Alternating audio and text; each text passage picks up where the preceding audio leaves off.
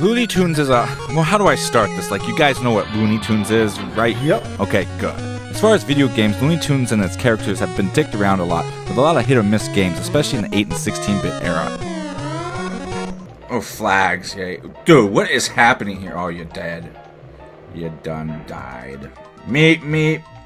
Now, I don't know what the hell happened to Sunsoft in the 16-bit era. In the 8-bit era, they made great original franchises. Games like Gimmick, among others, could have been franchises. But what did they do in the 16-bit era? Well, they had an okay game here and there, but in the grand scheme of things, even those are buried among a ton of Looney Tunes licensed games. But I don't want to start a video with a rant, and all that being said, Looney Tunes on Game Boy was released by Sunsoft in 1992 as a nice little Game Boy game for the most part.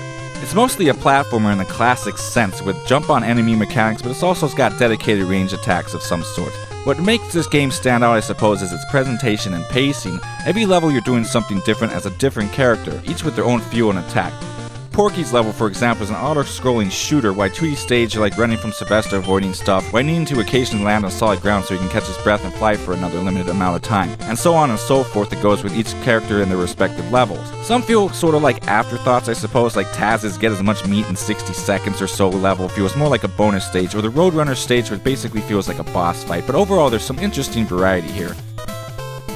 Depending on the stage, the game overall feels pretty confident in its controls and gameplay, despite being a little slippery at times. As far as its difficulty, it's pretty fair at first, but once you get to like the Speedy Gonzales stage, the game will say, listen mofo, don't think this is going to be a cakewalk. I was surprised how having some retro old school sort of platforming experience was almost required at times. At first I even had to continue a few times and figure out how not to lose a lot of health, and sometimes I just had to figure out some safe routes, or some patterns and strategies for bosses, which I actually enjoyed figuring out.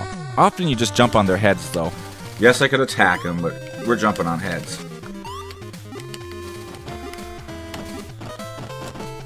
Fucking stupid frog boss with your stupid glasses. Oh, you fucking make it. Dude. This guy's a piece of shit. I like this game, it's just fucking slippery sometimes.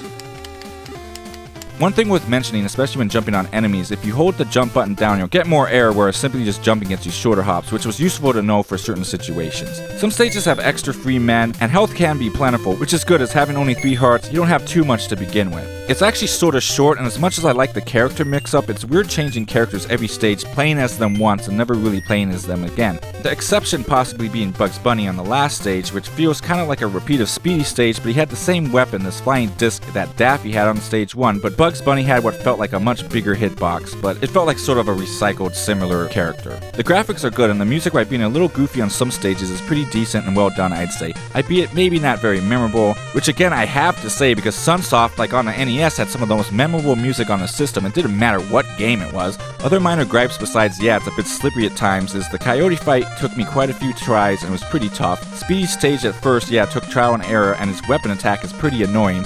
The enemies are often a bit stereotypical and pretty out of place, especially for Looney Tunes, with things like dinosaurs and just kind of weird things that just don't feel coherent to the Looney Tunes sort of world.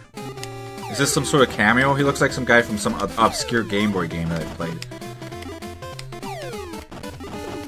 I think he's a cameo. Because he ain't no from Looney Tunes I ever seen.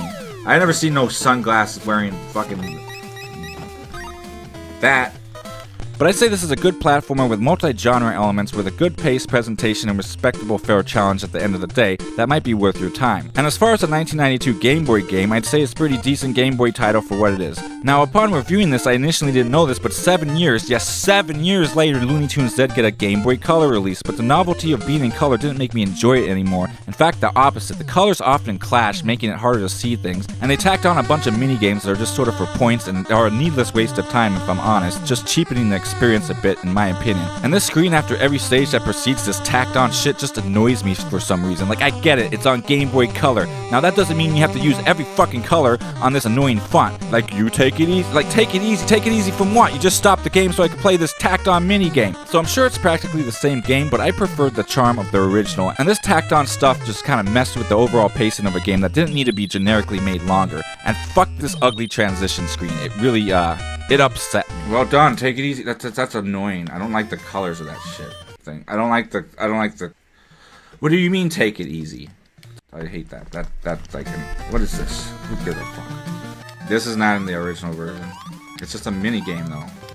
I'm sorry, not a mini game. A bonus game.